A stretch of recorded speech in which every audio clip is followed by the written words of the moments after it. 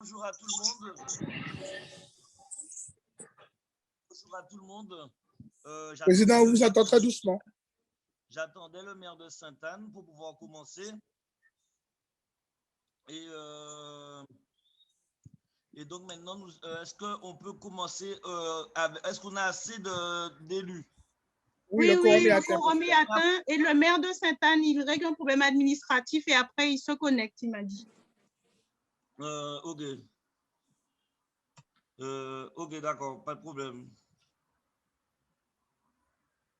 Bon, alors, monsieur le DGS, on commence avec, je vous laisse le fil rouge du conseil communautaire, s'il vous plaît. D'accord, président. Excusez-moi, monsieur le président, c'est Valérie Hugues, je suis là. J'ai eu un petit souci, je me suis reconnectée, déconnectée. Bienvenue, Valérie Hugues. Monsieur le DGS, vous avez la parole. Ok, merci, président. Donc, on va commencer par l'appel des conseillers communautaires. D'accord, ben, faites l'appel. Ok, monsieur Cédric Cornet. Présent. Monsieur Bernard Pancrel. Il est absent, mais il a donné procuration. Il est procuration, dans son oui, madame Brosius. Madame Brosius. Oui. Monsieur Loïc Tonton. Présent. Madame Nicole Sinivassin. Présente. Madame Liliane Montout. Présente. Monsieur Jean-Luc Périllon. Procuration à monsieur Richard Albert. Monsieur Guy Albert. Présent. Madame Myriam Brosius. Présente. Madame Wenny Molia. Procuration à madame Nanouchka Louis. Monsieur Richard Albert. Présent. Madame Nanouchka Louis. Présente. Madame Mélila Foudia. Présente. Madame Muguette Desjardins. Présente. Monsieur Patrice Pierre-Justin. Madame Nadia Cellini. Monsieur Christian Baptiste. Il arrive. Monsieur Franck Baptiste. Monsieur Teddy Barbin. Il est connecté. Il est connecté. Alors, je suis là, mais j'entends super mal. OK, on continue. Dis juste présent, Teddy, déjà. Dis présent. Monsieur, Ah, c'est ça, je n'attendais même pas que ça l'appelle. Désolé, excusez-moi. Oui, je suis présent. Monsieur Emery Boupertuis. Monsieur Hugues Chateaubon. Il a donné procuration à Christian Baptiste. Monsieur Jean-Claude Christophe. Madame Élodie Clarac. Présente. Madame Lydia Faro, épouse Courriol. Présente. Monsieur Jules Frère. Monsieur Lucien Galvani. Madame Marianne Grandisson. Présente. Monsieur Michel Autin. Procuration à monsieur le président Cédric Cornet. Madame Valérie Hugues. Présente. Madame Olivia Jean, épouse Ramoutar Badal. Présente. Madame Marguerite Ephraim Cancel Murat.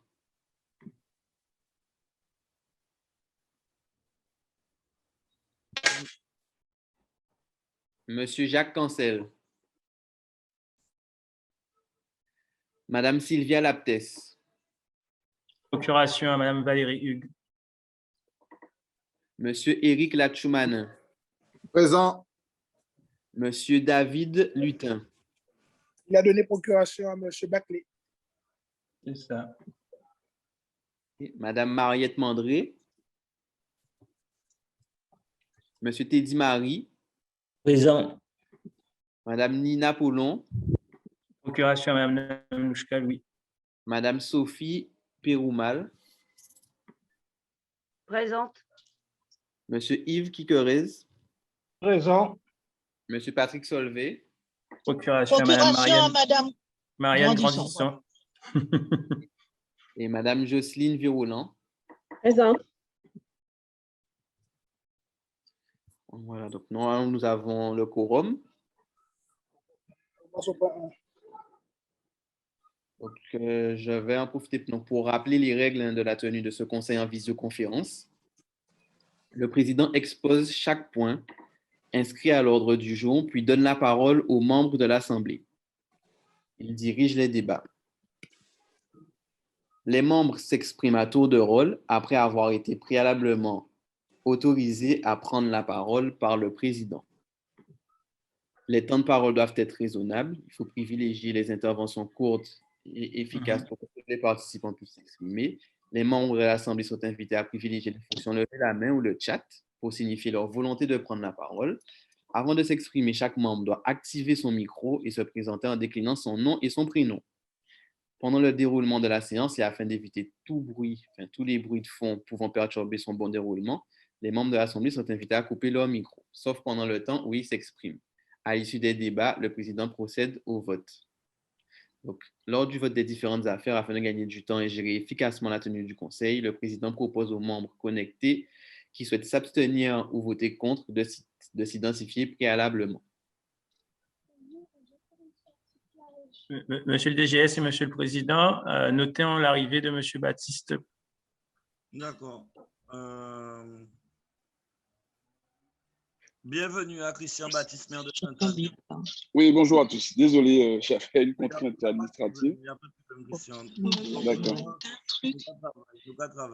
Bon, alors on y va, on balance, on y va, on avance. Monsieur le DGS. Oui, donc à l'ordre du jour, nous avons 16 points. Commençons par déjà la secrétaire de séance. Je propose Madame Élodie Clarac comme secrétaire de séance. Qui vote contre? Qui s'abstient? À l'unanimité, Élodie Clarac est secrétaire de séance. Maintenant, nous passons au point 1, approbation du procès verbal de la séance du 6 mai 2021. Monsieur le DGS, avez quelque chose à dire par rapport à ça? Donc, y a-t-il des observations? Des élus? S'il n'y a pas d'observation, je mets aux voix. Qui vote contre? Qui s'abstient? À l'unanimité, le point 1 est voté. Point 2, information sur le projet de pacte financier et fiscal de la CARL. Monsieur le DGS? Alors, je laisse donc à M. Guy Baclé ou à Mme Kimberly Nelson nous faire... Alors, Mme Kimberly Nelson, vous avez la parole pour le point 2. Merci beaucoup. Alors, je coupe ma caméra. Alors, très bien. Donc, effectivement, la CARL s'est engagée dans une démarche de mise en œuvre de son projet de territoire et à travers cela, de son pacte financier et fiscal. Alors, ce pacte financier et fiscal sera effectif pour la période 2021-2026 et donc sera élaboré donc, avec les communes membres. Qu'est-ce qu'un pacte financier et fiscal? Donc, en fait, c'est un outil de gestion qui va permettre en fait d'analyser d'un point de vue consolidé, donc communautaire, le diagnostic financier et fiscal. Donc, quelles sont nos marges de manœuvre, quel est le niveau d'endettement consolidé, quel est le niveau quelles sont les ressources au niveau consolidé, voilà. Et en face, donc, analyser donc, nos capacités budgétaires pour réaliser les projets du bloc communal. Donc, en fait, nous avons commencé à travailler sur ce document. Donc, l'idée, c'est que, bien sûr, on va mettre en place une logique de plus de transparence et de lisibilité dans nos relations entre communes membres et avec la CARL. Et donc, ce pacte va permettre de mettre en place des mécanismes de solidarité financière, dont notamment nous en avons 3 que nous essayerons en tout cas de mettre en place. La dotation de solidarité communautaire, donc qui en fait va être une enveloppe qui va être distribuée aux communes membres donc pour leur section de fonctionnement. Donc pour le moment, nous travaillons sur une enveloppe d'environ 500 000 €, mais c'est en cours. Et puis nous travaillons aussi sur un mécanisme de fonds de concours ou d'offres de concours qui sont des mécanismes qui seront affectés à des projets types. Voilà.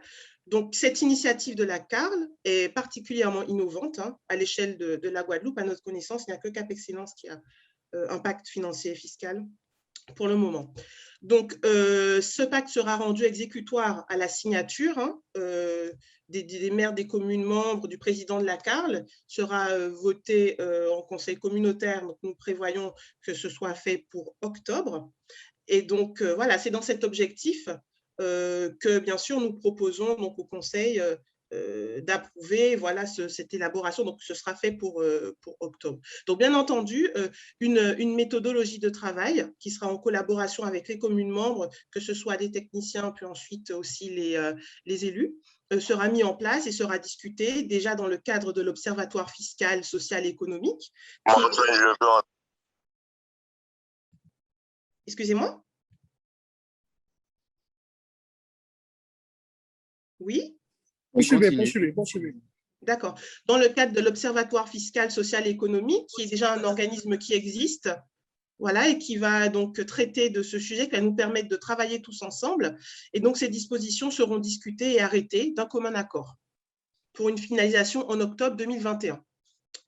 Voilà, j'ai dit, Président, pour l'information sur la démarche de pacte financier et fiscal.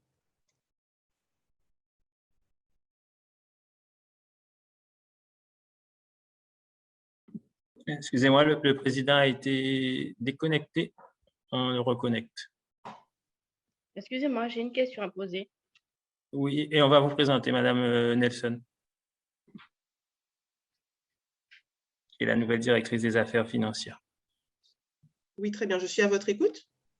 Oui, alors concernant l'observatoire dont vous avez parlé, est-ce que les élus, est-ce qu'il est prévu aussi que les élus aient une formation, les élus intéressés? Je suis très fortement intéressée à tout ce qui est fiscalité et bon, financier, mais surtout la fiscalité. Est-ce qu'il y a quelque chose de prévu justement pour qu'on puisse affiner notre connaissance sur le territoire? Oui, bien sûr, cela fait partie de l'observatoire, de réaliser donc, le diagnostic et donc bien sûr de le diffuser.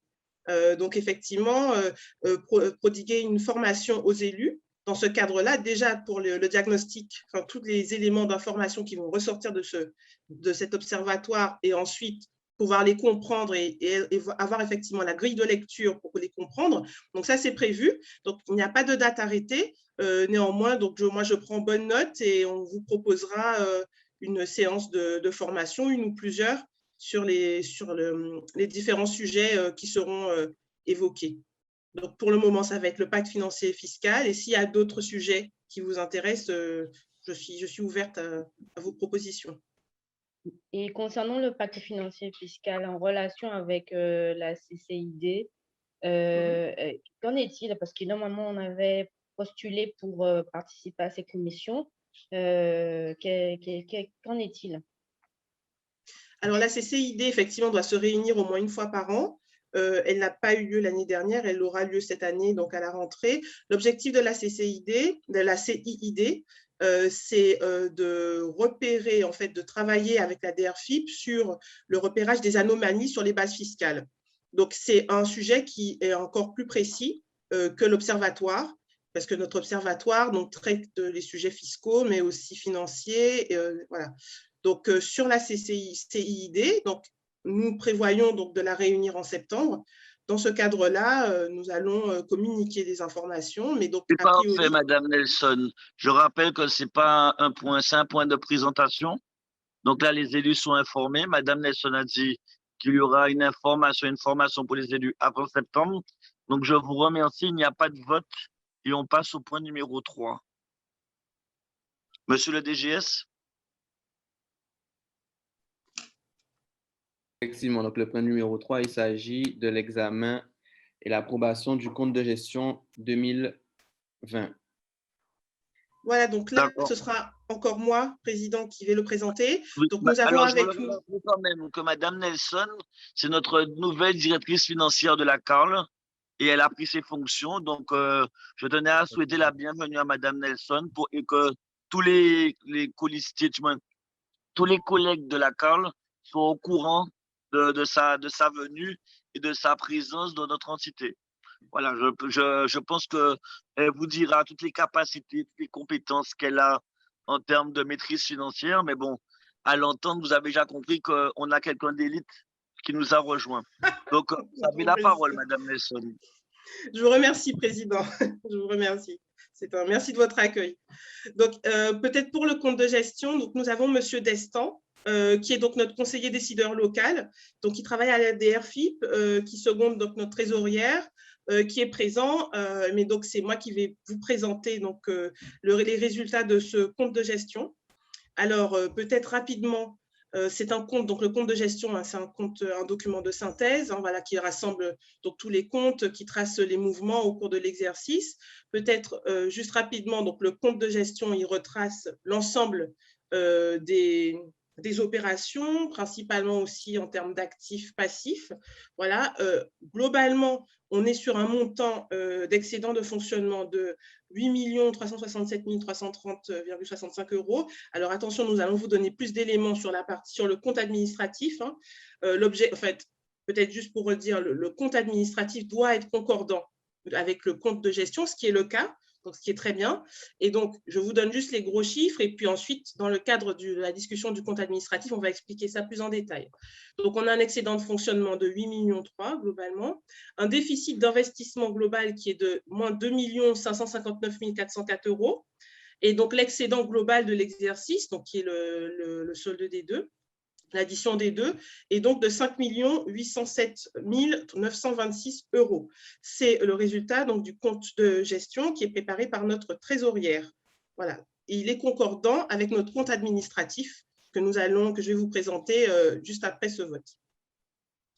D'accord. Est-ce qu'il y a des questions, chers collègues? S'il n'y a pas de questions, on vote ce point-là, Madame Nesson. Oui. Oui, président. Alors, je passe au vote. Qui vote contre? Qui s'abstient? J'ai demandé la parole. Hein. On ne peut pas rester sinon. Vous avez la parole. Oui, c'est concernant le compte de gestion.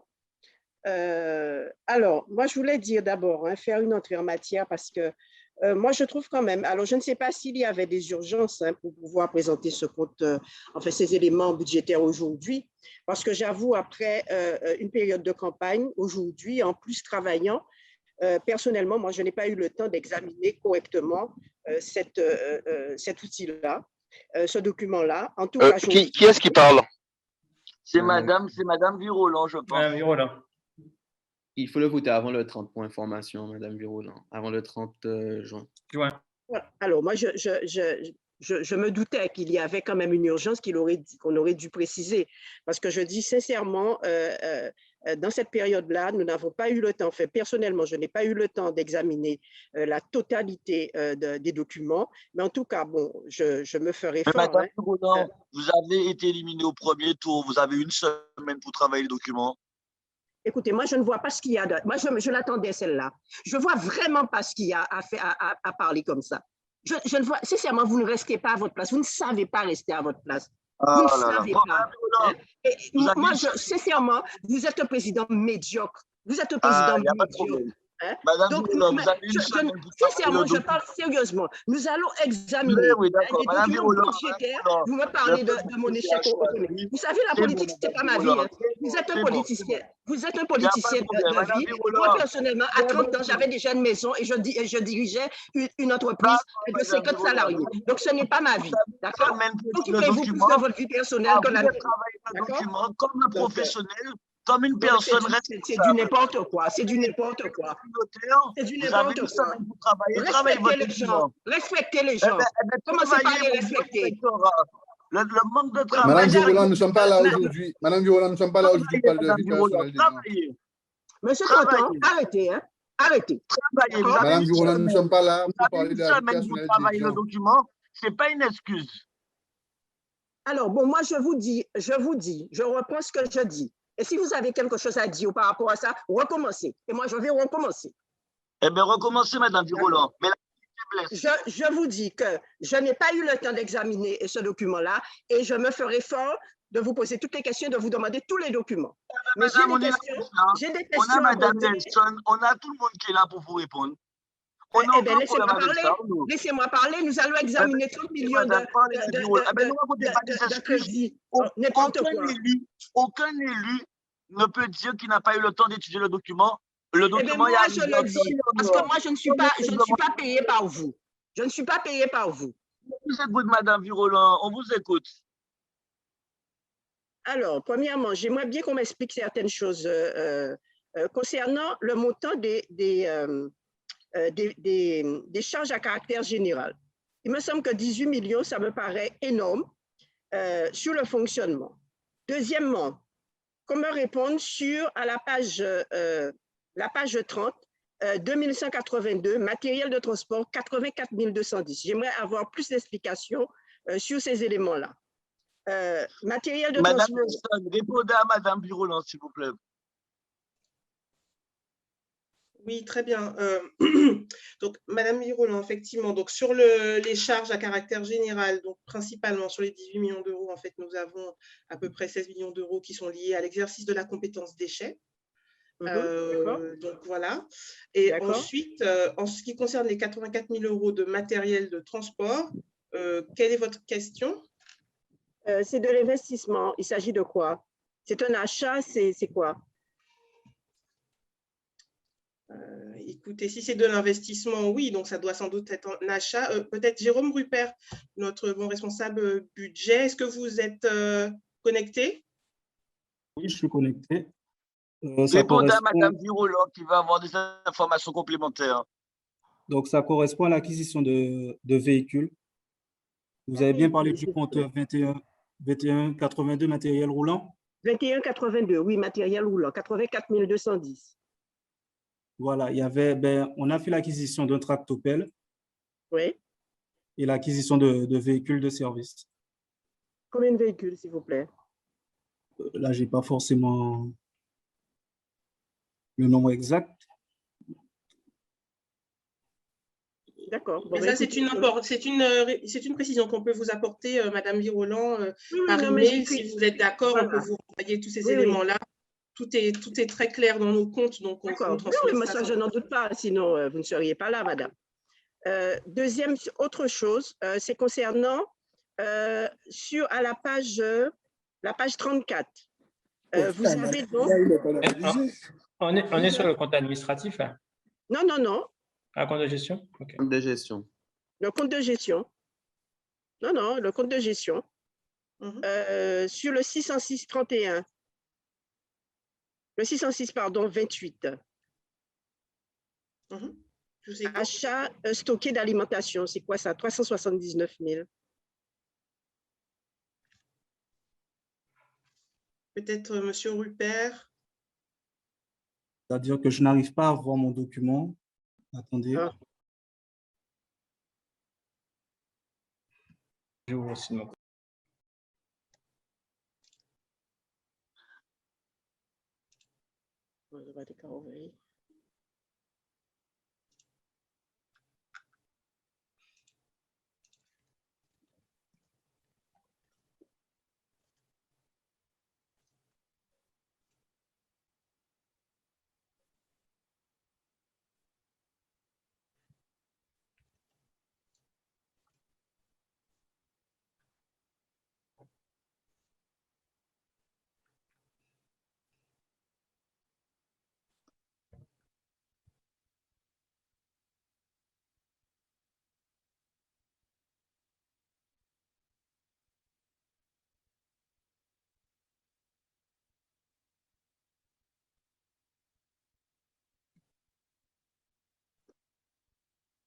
Donc, madame, vous parliez de quelle page?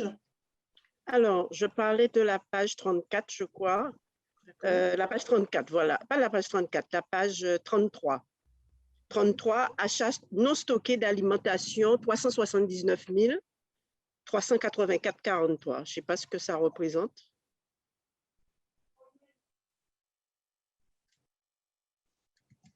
C'est pas les bouteilles d'eau, ça?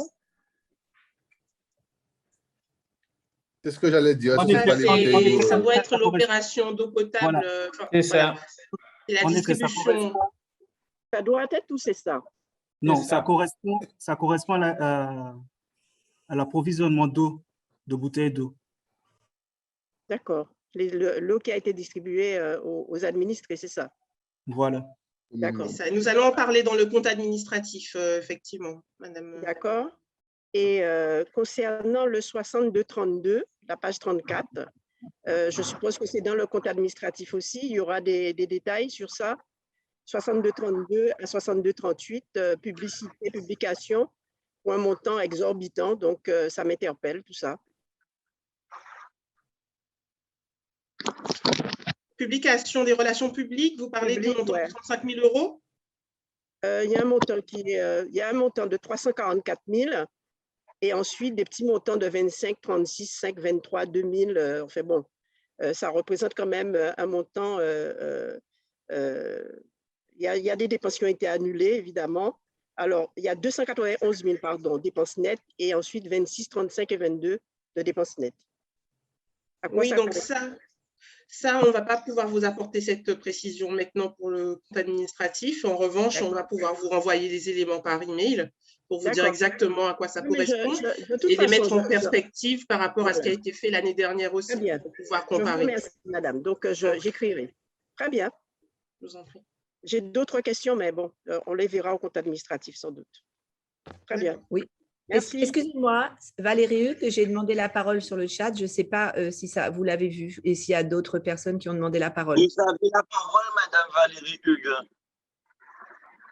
Très bien, merci. Je n'ai pas salué tous les collègues. Bonjour à tous. Donc, moi, je voudrais faire deux interventions. La première, c'est que je voudrais vraiment qu'il soit inscrit dans le PV un rappel à l'ordre à Monsieur le Président. Nous essayons tous d'être courtois et polis, même comme nous sommes en désaccord. Moi-même, j'essaye d'être toujours polie et courtoise, même lorsque je suis en désaccord. Donc, je pense que l'intervention du président contre ma collègue, je ne reviens pas sur le fond, mais était très déplacée, très humiliante.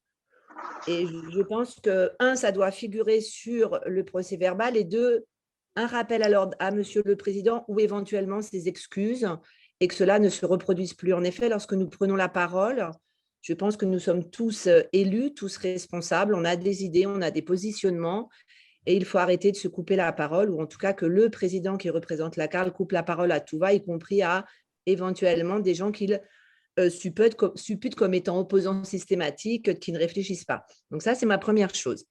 Ensuite, la deuxième chose, je suis aussi intéressée par les questions posées par ma collègue et je voudrais que la réponse soit publique et non pas personnelle par mail. C'est-à-dire que je pense que tous les élus de cette Assemblée ont droit aux réponses suite aux questions posées par Madame Viroland. Donc, que ces réponses soient publiques, publiques à tous les élus, bien sûr, et qu'éventuellement, elles soient transmises publiquement, bien sûr, là, puisque nous avons une jolie communication de la CAR, le temps qu'on s'en serve. Donc, si on peut faire un compte-rendu et répondre à ces questions, comme ça, à la fois les élus et les administrés auront les réponses qu'ils se posent. Je vous remercie. Madame Valérie Hugues, je retiens votre proposition. Par contre, Madame Valérie Hugues, si vous dites ça, vous devez aussi condamner la politique politicienne. Vous savez qu'en rien, une élection entrave le déroulement d'une collectivité. Et vous savez en rien que les élections sont une excuse pour un conseiller communautaire ou conseiller municipal ou tout autre de dire que l'élection l'a empêché de travailler les dossiers. Vous savez très bien que réglementairement parlant, la loi dit qu'il y a un nombre de jours ouverts pour pouvoir envoyer la convocation avec les documents qui permet à tout élu de travailler le document. Et c'est pour ça que je me suis permis de faire cette boutade. C'est parce qu'aujourd'hui, ce n'est pas normal qu'un élu digne de ce nom, conseiller communautaire, élu par le peuple, donne l'excuse des élections. Et c'est pour ça que les gens ne vont pas voter. C'est parce qu'aujourd'hui, si les gens ne peuvent pas assumer la capacité de travail, parce que moi, j'étais en élection et pourtant, j'ai étudié tous les documents. C'est ce que le peuple demande. C'est que si on brigue des mandats, c'est de pouvoir assumer le mandat, quelle que soit la période. Et ça, malheureusement, vous ne le dites pas, Madame Hugues. Et ça m'embête énormément. Mais bon, les citoyens observeront et trancheront à savoir est-ce que c'est vous qui avez raison ou est-ce que c'est le président Cornet qui a raison. Sur ce, s'il n'y a pas d'autres questions, je mets aux voix. Qui vote contre? Qui s'abstient? Moi, Valérie Hugues. Abstention. Notez les abstentions pour ceux qui voilà, mais c'est passé. Nous passons au point suivant. Je m'abstiens aussi. D'accord, nous passons au point suivant. Donc, le point suivant. Abstention, oui, j'avais problème de micro. Abstention pour moi aussi. Il n'y a pas de problème, On notera toutes vos abstentions. Vous l'écrivez sur Zoom et les services prendront note de vos abstentions. Mais le point passe quand même. Nous passons, s'il vous plaît. Alors, examen et vote du compte administratif 2020. Alors, très bien. Donc, pour le compte administratif, donc peut-être un petit rappel réglementaire.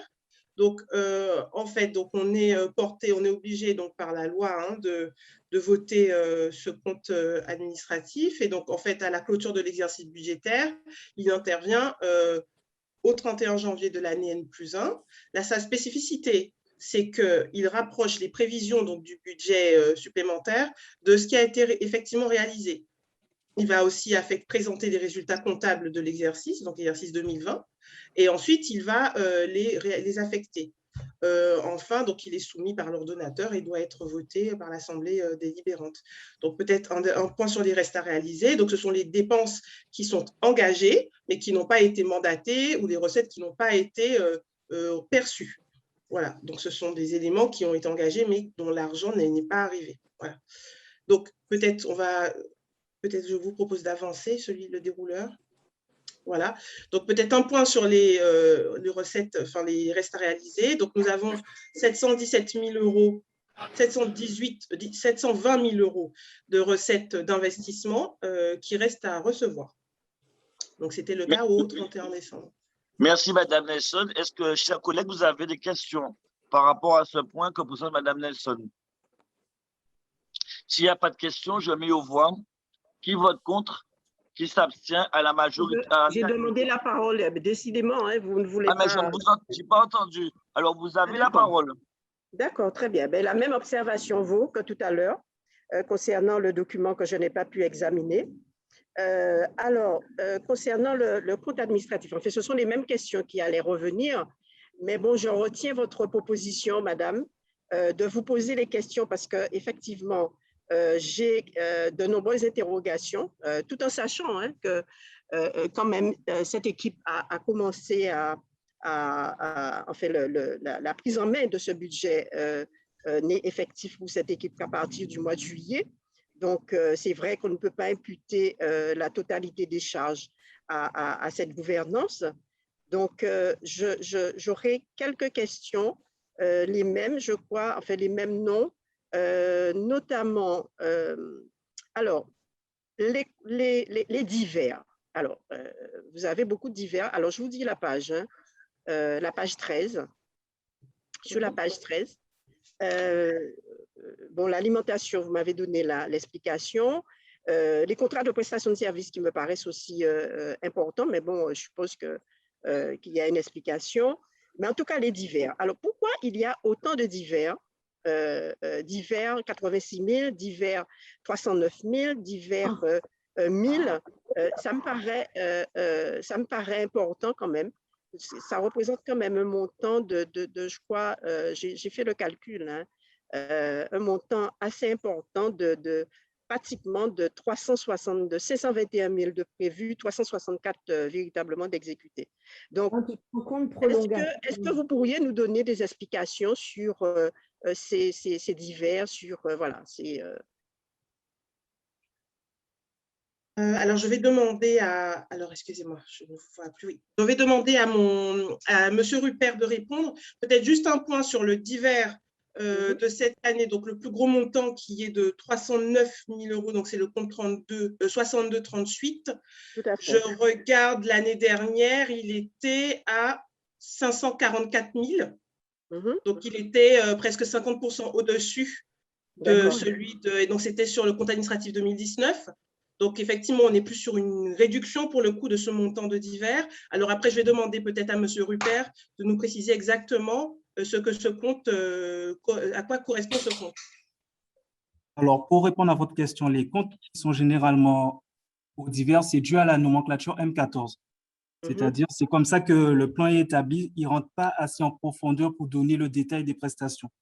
C'est pour ça que d'ici 2022, nous allons commencer avec la nomenclature M57 qui rentre plus dans le détail en fait, des prestations.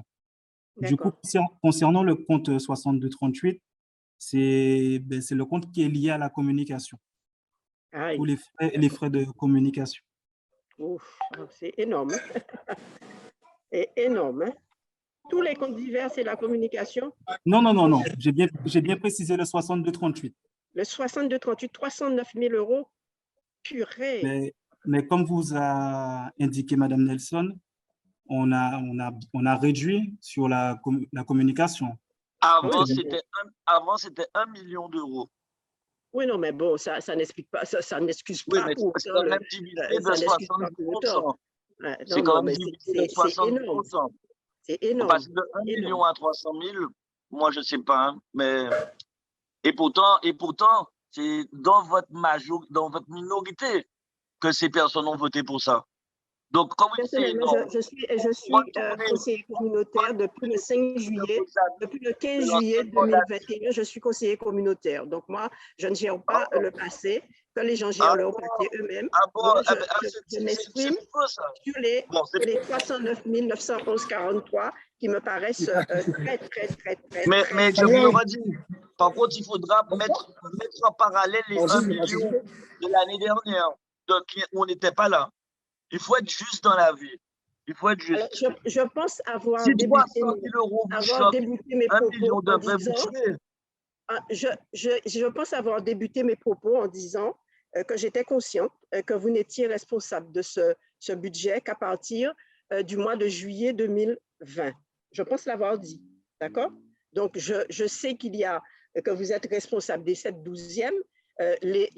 Les 5 ou les 6 douzièmes avant, vous n'en êtes pas. Il se peut que les 309 000 sont répartis que sur les 6 premiers mois. Donc, vous me faites un procès d'intention. Je n'ai jamais dit que c'était vous qui les aviez dépensés. Je dis tout simplement il n'y a pas de problème. Il n'y a pas de problème. Un montant qui était important. Merci, Madame Virola. Donc, s'il n'y a pas d'autres questions, je mets aux voix. Qui vote contre? Qui s'abstient? Président, vous devez nommer, président, vous devez nommer un président pour. Ah oui, d'accord, oui, c'est monsieur Guy Baclé, puisque ce n'est pas le président de la CARL qui doit, c'est Guy Baclé qui doit faire voter. Alors, Guy, tu es président de séance et moi, je pars. D'accord, excuse-moi. Donc, nous allons reprendre le vote. Qui est-ce qui vote contre? Qui est-ce qui s'abstient? Je m'abstiens. Valérie Hugues, j'ai noté dans le chat. Je m'abstiens. Christian Baptiste. Vous notez dans le chat, c'est plus simple, s'il vous plaît. C'est fait. OK. Donc, votez à l'unanimité. En précisant que c'est pour le point 4 que vous vous appelez. Oui, merci de préciser le point. C'est voté. Je fais rentrer le président était dans la salle d'attente. Je le fais rentrer. OK. Attention, il crée. C'est bon, le président est de retour. On passe au point 5, président. C'est bon, c'est passé? Oui, c'est bon. C'est passé, président. Alors, on passe au point suivant. Alors, le point 5, c'est sur l'affectation du résultat de fonctionnement. Donc, ce que l'on dit, c'est que… donc, ce que l'on dit, c'est qu'on a un résultat d'investissement qui est donc négatif parce qu'on a eu effectivement plus de dépenses d'investissement que de recettes. Mais bon, là encore, c'est quelque chose qui est assez structurel. En 2019, c'était encore plus important. Donc, on est à moins 2,2 millions. Décomposé comme suit, donc section d'investissement, donc moins 2,5 millions, et le solde des restes à réaliser qui est de plus 335 000, c'est-à-dire qu'on attend plus de recettes que l'on a de dépenses à faire.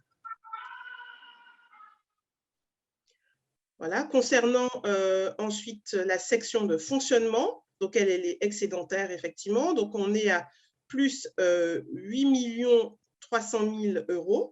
Peut-être à préciser, c'est vrai que là, ça n'apparaît pas, mais je pense qu'il est important de préciser qu'on a environ 5 millions 6 qui sont en fait des recettes, enfin de l'excédent qui était déjà en 2019 et donc qui a été conservé effectivement sur 2020 pour des raisons de prudence budgétaire, puisque nous avons effectivement le SIAG, la dette du SIAG, la création du SMO, nous avons Sinoval, nous avons le Covid, nous avons un certain nombre de sujets qui font qu'effectivement, pour le moment, ce montant en fait qui est issu de 2019 a été maintenu.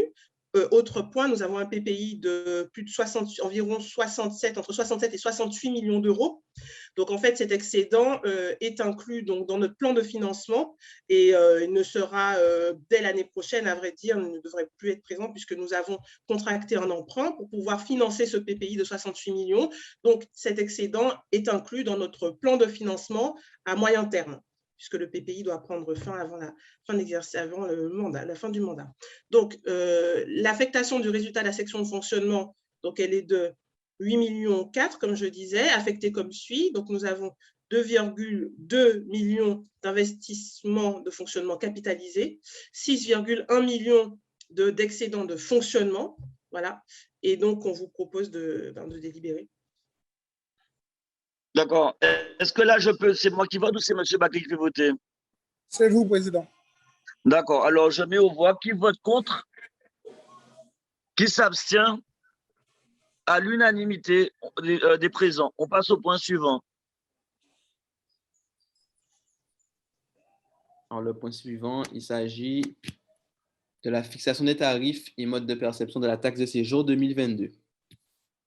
Donc là, nous avons notre responsable taxe de séjour, Madame Boudou, qui va vous présenter ce point.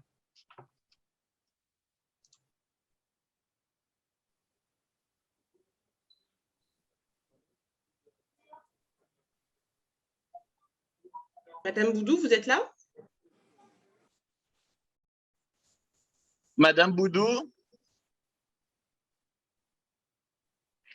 Oui, bonsoir, excusez-moi. Oui, effectivement, donc aujourd'hui, on vous propose de délibérer concernant la mise à jour de la taxe de séjour. Il faut savoir que nous n'avons pas délibéré l'année dernière compte tenu du contexte sanitaire. Donc aujourd'hui, il faudra respecter la réglementation qui vise à mettre en conformité avec la loi de finances pour 2020 et celle pour 2021. Donc, aujourd'hui, on vous propose de continuer avec le même tarif que nous avions depuis 2020, que nous avons en 2021. Et donc, ce sera pour 2022 le même montant pour ne pas alourdir les problématiques liées à ce contexte sanitaire. Voilà. Donc, un petit rappel quand même pour vous dire que cette régie, en à peine 2 ans, effectivement, a pu collecter plus de 2 millions pour l'OTI. Nous avons des créances, mais qui sont liées exclusivement au forfait. Les hôteliers étaient au forfait de 2018 à 2019. Donc, nous avons des créances en cours. Et le montant attendu avec les créances, on aurait pu effectivement avoir un montant de 4 millions d'euros pour la taxe de séjour en à peine 2 ans. Voilà ce qu'on peut dire en gros de cette problématique et des modalités pour 2022. Président, est-ce que je peux avoir la parole? Bien sûr, vous avez droit à la parole. Merci beaucoup.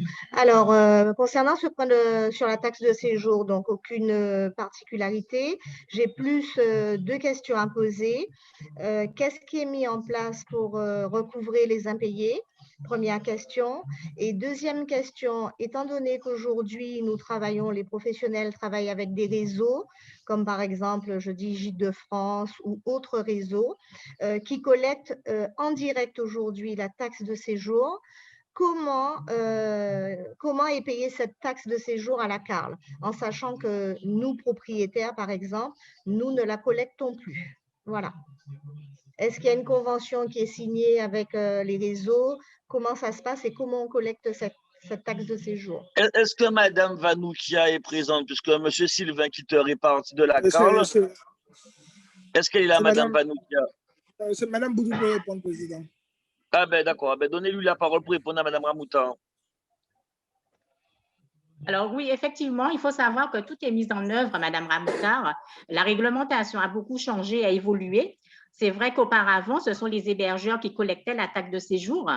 On fait l'apparition en 2019 des opérateurs numériques et la réglementation a encadré le fait que vous, hébergeurs, en fait, que les hébergeurs en général puissent mandater des opérateurs numériques qui sont intermédiaires de paiement. Donc, effectivement, tous ces opérateurs numériques ont une convention avec la DRFIP.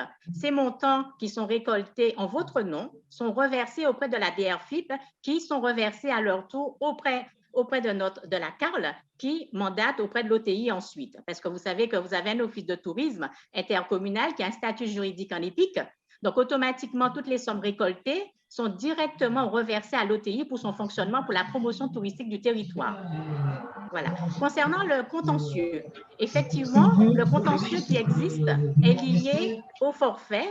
Donc, c'était le régime qui a été choisi en 2018 et 2017 et 2018 pour les années 2018 et 2019, qui était un choix qui n'était pas très juste pour les hôteliers parce que ça touche principalement à leur trésorerie puisqu'ils n'étaient pas au réel.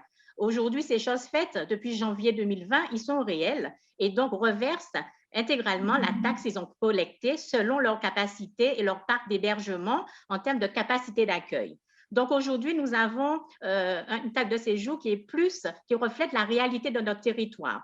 Donc, le contentieux qui existe avec les hôteliers, des mises en demeure, des taxations d'office ont été mises en place par le régisseur à chaque fois qu'il était nécessaire de le faire. Et aujourd'hui, effectivement, nous sommes dans cette procédure, des relances et des mises en demeure sont mises en place. Donc, tout est fait pour qu'aujourd'hui, nous puissions récolter tout ce contentieux et ces créances pour le budget de l'OTI. Alors, autre chose, nous avons aussi ces opérateurs numériques.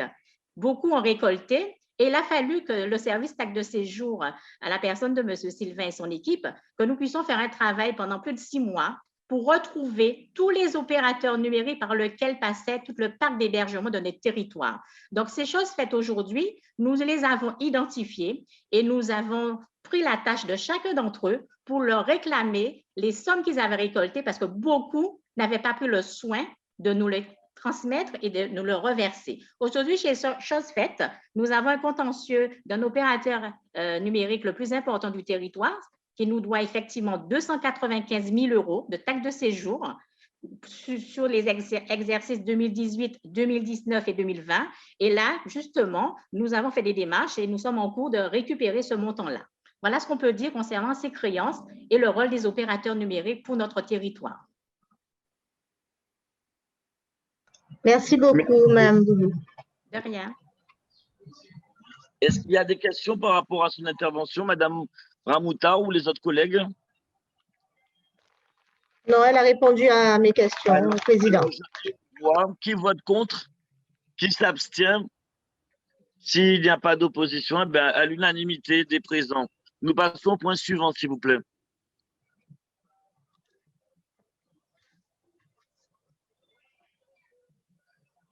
Alors, le point 7, il s'agit de l'engagement de la procédure de l'élaboration du programme local de l'habitat, PLH, du plan intercommunal de lutte contre l'habitat indigne, le PILI, et de l'étude des copropriétés fragiles de la CAR.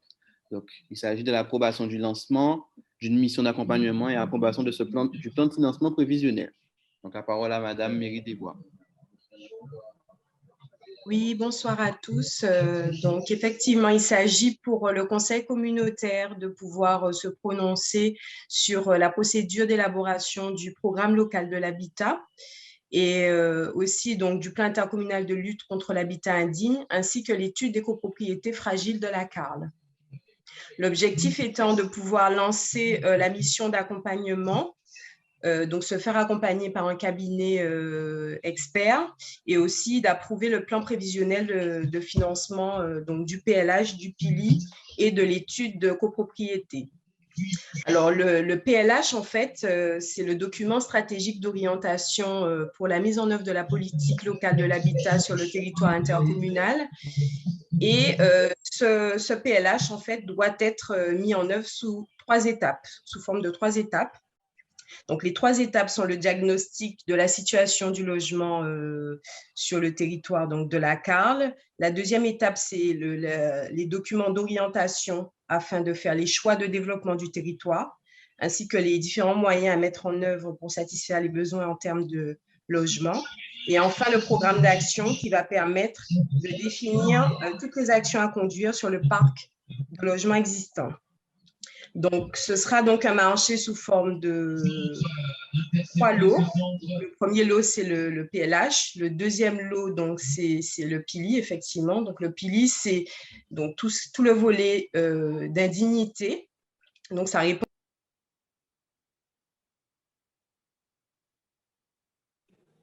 Madame Méry Desbois, votre micro est coupé.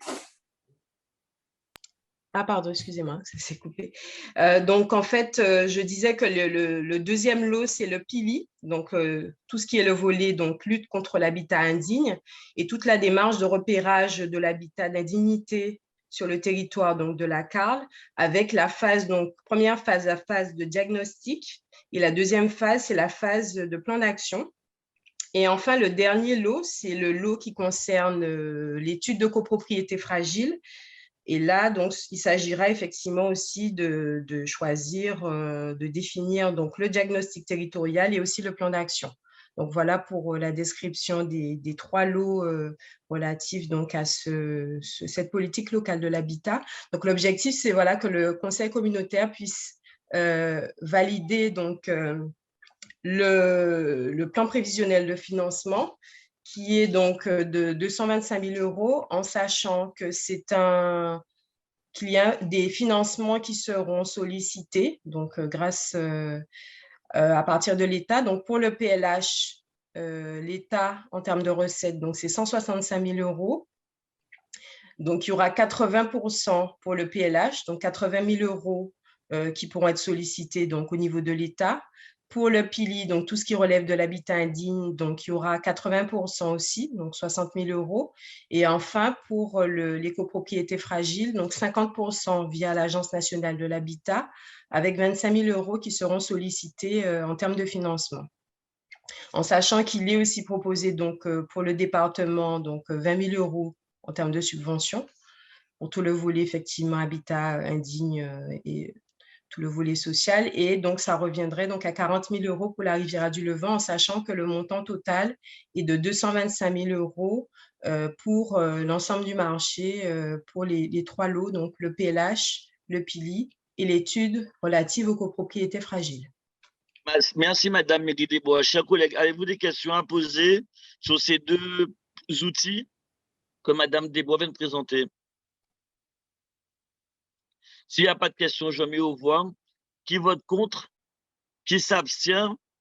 À l'unanimité, on passe au point suivant, s'il vous plaît. Alors, le point suivant. Autorisation à Monsieur le Président pour conclure les contrats relatifs à l'entretien des réseaux d'eau usée sur le territoire de la CARL. Je laisse la parole à Monsieur Michel-Antoine. Bonsoir à tous. Donc, par rapport effectivement à notre intervention en termes de solidarité au niveau du SIAG, donc on a un certain nombre de prestations demandées régulièrement par les services techniques des communes parce qu'on a le réseau d'assainissement qui ne fonctionne pas du tout, des débordements de postes de refoulement, des casses qui génèrent un certain nombre de nuisances au niveau des centres-bourgs. Donc, la CARL effectivement a pris le parti effectivement d'intervenir en solidarité à ses communes membres pour pouvoir sécuriser l'intervention. Il y a lieu effectivement qu'il y a une convention avec le SIAG pour pouvoir intervenir, puisque c'est le SIAG qui a la compétence. Par la même occasion, le SIAG nous a sollicité pour intervenir sur divers postes du réseau, à savoir les postes de refoulement, les réseaux tout court et aussi les stations d'épuration, puisque vous n'êtes pas sans savoir qu'il y a un certain nombre de difficultés au niveau des 3 stations d'épuration, Sainte-Anne, Saint-François et le Gosier. Donc, tout juste aussi dans le même objectif pour pouvoir lancer des marchés, pour pouvoir intervenir. Je dis bien effectivement intervenir sur les points chauds, sur les urgences, pour un montant de 1,8 million. Pas avec ce montant, on ne va pas régler les problèmes d'assainissement sur l'ensemble du territoire. C'est uniquement pour pouvoir sécuriser nos interventions tout azimut sur le territoire. Il n'y a pas de questions? S'il n'y a pas de questions, je voudrais intervenir, Monsieur le Président. Alors, vous avez la parole. Je vous remercie. Alors, je ne vais pas voter contre puisqu'il y a des urgences, mais je voudrais quand même préciser que cette situation, elle est tout à fait dommageable pour l'administré qui paye ses factures d'eau, y compris celui qui est coupé régulièrement. Donc, à partir du moment où la CARL intervient et finance ces opérations qui pourtant sont nécessaires, et je sais bien que la CARL a pour la compétence de l'eau, hein, mais à partir du moment où l'administré et le consommateur a payé au SIAG sa facture il a payé la part pour l'assainissement. C'est-à-dire qu'à chaque fois qu'on paye une facture, on paye sa consommation et autant pour l'assainissement, l'entretien, les travaux. Donc, ça veut dire que malheureusement, et c'est quelque chose qui me révolte, même si je sais qu'il y a des urgences, il y a des personnes qui vont payer 2 fois. La première fois, en payant leur facture, payent leur consommation et l'assainissement, travaux inclus, rénovation. Et avec leurs impôts, vont payer une 2e fois, puisque l'argent des impôts va servir à faire des travaux qui n'ont pas été faits initialement. Donc, je tiens quand même à préciser en tant qu'élu que moi, je trouve cette situation injuste. Je ne sais pas si ma collègue, Madame Sini-Vassin, est ici présente, mais nous sommes assez d'accord toutes les deux sur le fait qu'il ne faut pas pressuriser toujours les mêmes, et j'aurais bien aimé l'entendre sur ce sujet d'ailleurs. Voilà, c'était juste une intervention sur, il y a des personnes, des Guadeloupéens et des Guadeloupéennes qui vont payer 2 fois. Mais je ne voterai pas contre, ce n'est pas la faute de la CARL. Okay. C'est une situation qui est vraiment très injuste. Votre intervention, mais Madame Hugues, vous êtes consciente que c'est le passé, c'est pas aujourd'hui. Ça veut dire que… Écoutez, Monsieur Cornet, je ne vous interpelle pas personnellement. Arrêtez de m'interpeller personnellement parce que je ne peux pas vous répondre. Ou alors donnez-moi la possibilité de vous répondre. Alors, sans vous interpeller vous, mais j'interpelle ceux qui étaient là avant et ceux qui étaient avant. D'accord? Tous ceux qui ont mis le système de corruption de l'eau en place. Et là, on venait de voir qu'il y a une commission parlementaire où on dit que M. Hernandez n'est pas le seul et que beaucoup d'élus ont participé à la corruption de l'eau et qui sont en train de les chercher. Beaucoup d'élus ont été soutirés et qui, avec la Générale des eaux et la Nantaise des eaux. Et que vous le vouliez ou non, si nous sommes en solidarité avec la population de Sainte-Anne, et Christian en est au courant. Regardez Modette. Le bureau de vote a été bloqué à Modette. À Pavillon, il n'y a pas d'eau. Si aujourd'hui, on pense Sainte-Anne, je parle comme vous êtes de Sainte-Anne, mais je parle des élus de Sainte-Anne, puisque vous avez interpellé Madame Sini-Vassin. Si on parle de Sainte-Anne, qui fait partie de l'agglo, est-ce que nous ne sommes pas solidaires pour pouvoir dire oui, il y a eu de la corruption par le passé, mais maintenant, nous devons mettre tous les moyens en œuvre pour pouvoir le problème de l'eau sur le territoire de la Carle. Pour moi, il est insupportable. On est avec Christian à Modette, des gens de Saint-François, de Sainte-Anne, de Gosier, de Désirade, de partout, sont venus dans cette réunion pour dire stop, même si on doit payer 4 fois, même si on doit payer 10 fois, donnez-nous de l'eau en quantité et en qualité. Christian était là et Christian a dit oui, vous avez raison. Nous devons mettre tous les moyens financiers pour que vous ayez de l'eau. Je n'ai pas rêvé de ça. Il y avait Monsieur Cornet, je vous ai entendu. Monsieur le Président. Je parle pour les élus. Je ne Oui, parle pas pour vous. C'est par rapport à mon intervention. Est-ce que je vous ai… Non, mais pas vous interpeller personnellement. Moi, je non, mais parle d'accord, mais n'empêche que c'est suite à mon intervention. Donnez-moi au moins la possibilité de répondre sur un ou deux points, d'autant que vous parlez de Sainte-Anne.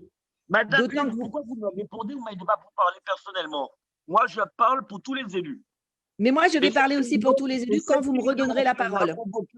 Toutes les majorités exprès pour ne pas dire qu'on fait de la politique. D'accord?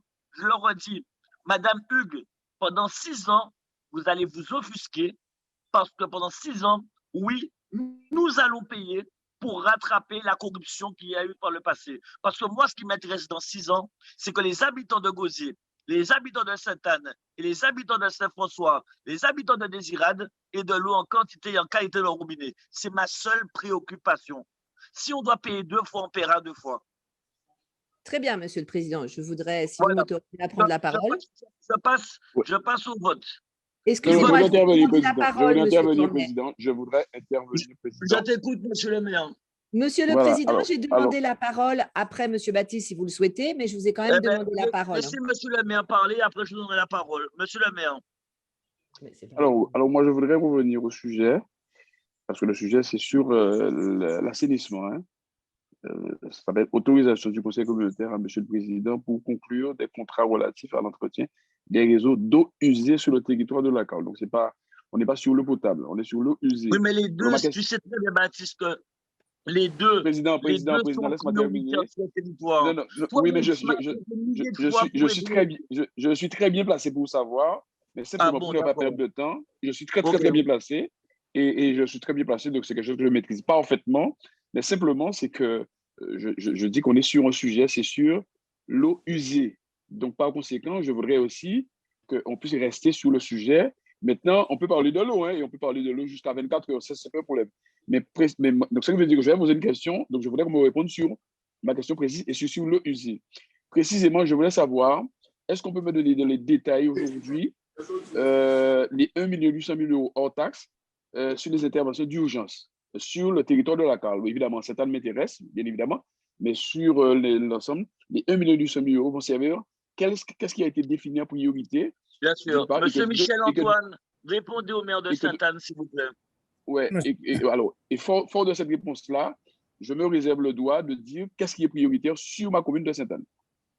Actuellement, monsieur le maire, la demande qu'on a eue du SIAC, c'est une demande d'intervention en maîtrise d'ouvrage déléguée pour 1,8 million avec des postes de dépenses par commune. Donc, on a des montants par commune et on a, entre guillemets, derrière des types d'intervention. Poste de refoulement, ils n'ont pas précisé sur quel poste de refoulement.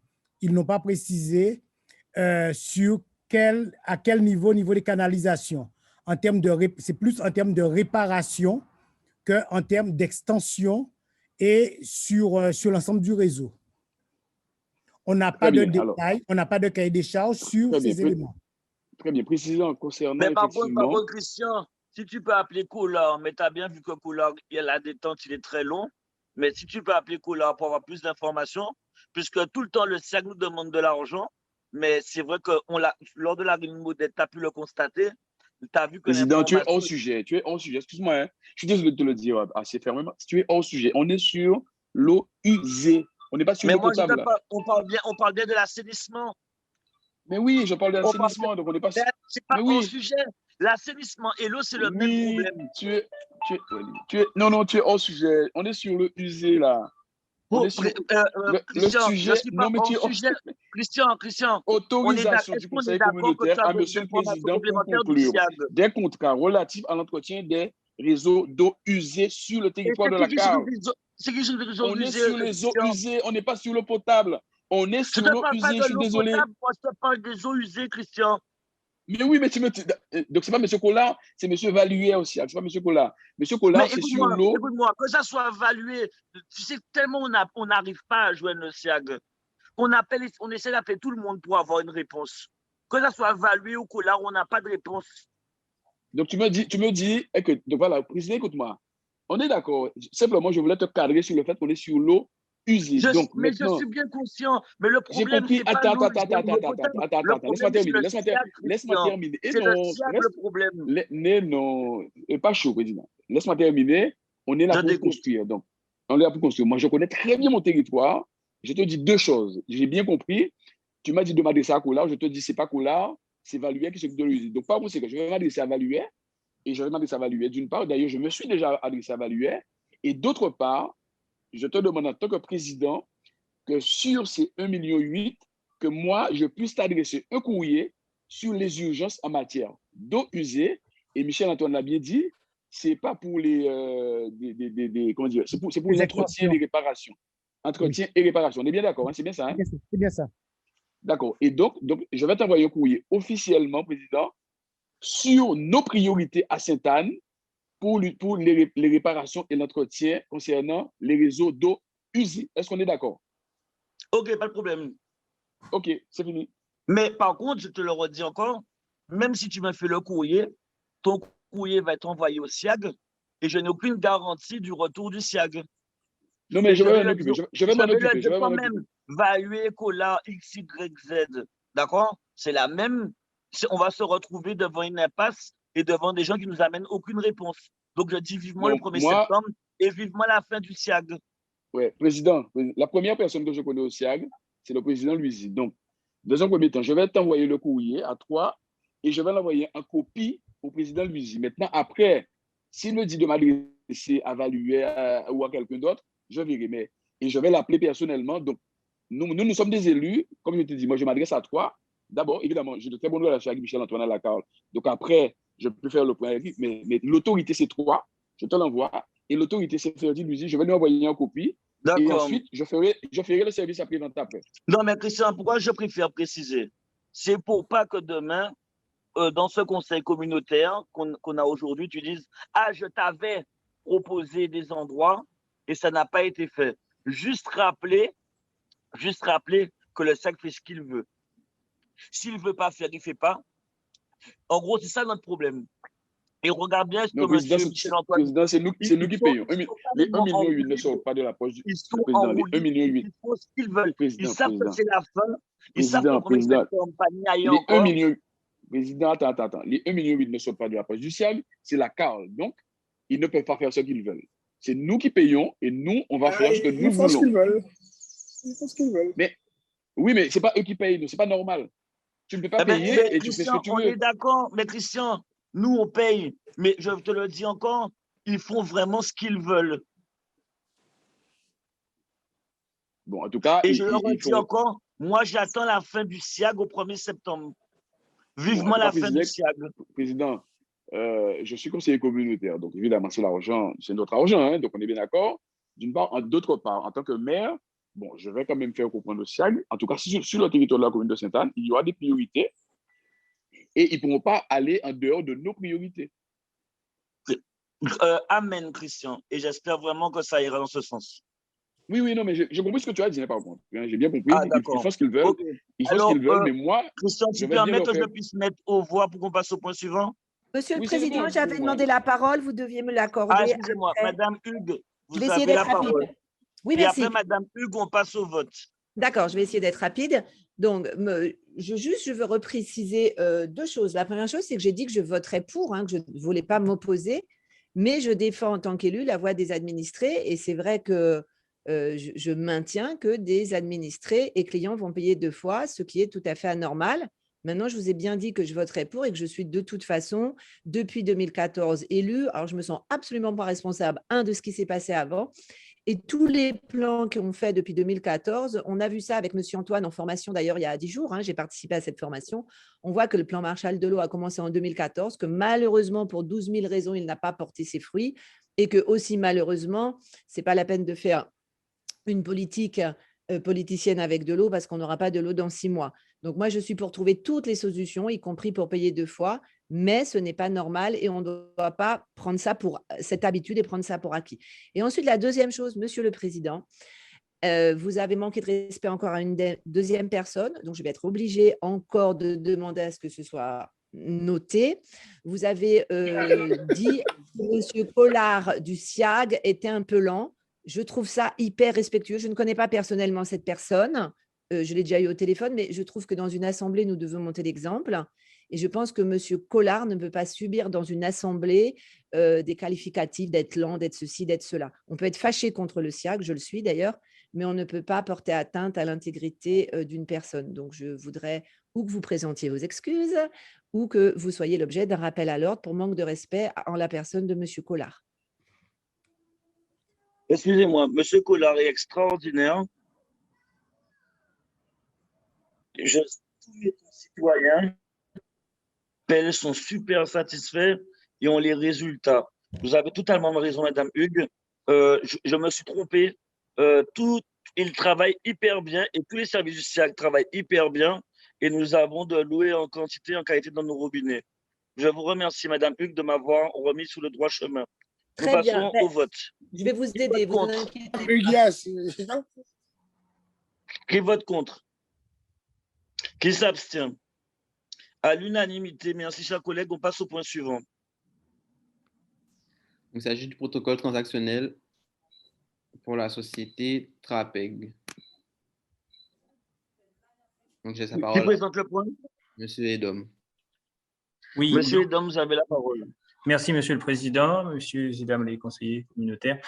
Donc, en fait, le point est lié justement au point précédent. Donc, nous avons, depuis décembre, eu une demande plusieurs demandes d'intervention. C'est moi ou ça passe mal, en fait? Ah, vous m'entendez pas? Vous m'entendez? Vous m'entendez? J'ai l'impression que ça passe mal, mais je ne sais pas. Oui, on entend. Oui, c'est Madame Madame Clarac, ça passe mal chez vous. Chez vous, ça passe mal. D'accord. Très bien. Donc, je disais effectivement que le FSIAC nous a demandé d'intervenir à plusieurs reprises sur un certain nombre de choses et ils sont intervenus donc, du côté de Grand-Bay pour détection et réparation de fuites sur le réseau d'eau et le réseau d'assainissement. Et en fait, la route a été, on va dire, démontée. Et du coup, la CARL a dû faire intervenir une société en urgence puisque c'était un axe circulant de Grand-Bay, donc la société Trapeg. Alors malheureusement, nous avons une conjoncture défavorable puisque c'était un contexte de grève et de pénurie de granulats et de béton et la société Trapeg était la seule entreprise qui pouvait réaliser les travaux dans le délai qui était imparti. Donc, ils ont travaillé sur 2 phases de 3 et de 5 jours sur 2 zones précises, donc entre le 13 janvier, donc pendant 3 jours, et à partir du 21 janvier sur 5 jours. Donc, voilà, il nous est demandé, en fait, dans ce protocole transactionnel de permettre au président de prendre en charge les 2 factures qui ont été réduites dans le cadre de la négociation de 2 fois 5%. Merci, M. Edom. Est-ce que les collègues ont des interventions par rapport à son intervention? S'il n'y a pas d'intervention, je mets aux voix. Qui vote contre?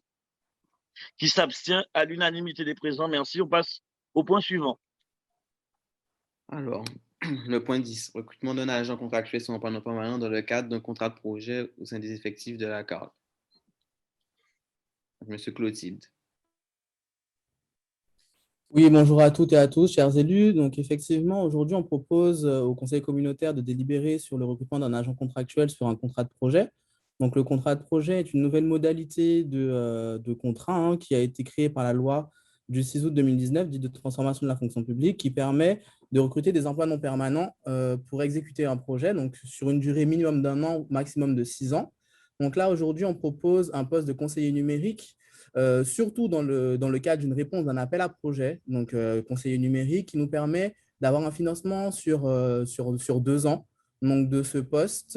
Et il y a des conditions sine qua non, donc, qui est la première, la création du contrat, la déclaration de vacances d'emploi, puis l'offre d'emploi, qui vont nous permettre, nous, après, par la suite, de répondre à cet appel à projet et de se faire financer donc, sur une durée de 2 ans, ce conseiller numérique. Donc, il y aura vocation à accompagner les usagers du territoire sur tout l'aspect transformation numérique de nos différents services publics. Voilà. Est-ce qu'il y a des questions, chers collègues? Oui. Vous avez la parole. Un seul conseiller numérique pour toute la CARL?